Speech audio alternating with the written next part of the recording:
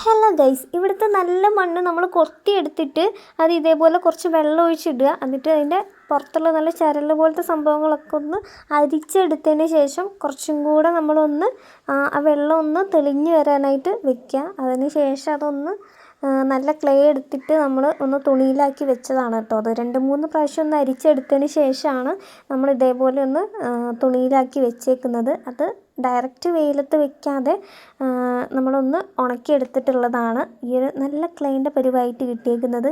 അപ്പോൾ ഇത് ഞാൻ ഗീവ് അവേ വെക്കണോ വേണ്ടേന്ന് ഇങ്ങനെ വിചാരിക്കുകയാണ്. എന്തായാലും നിങ്ങൾ കമൻറ്റ് സെക്ഷനിലൂടെ പറയും കേട്ടോ, നിങ്ങൾക്ക് ഗീവ് അവേ ആയിട്ട് വെക്കണോ വേണ്ടെന്നുള്ളത്.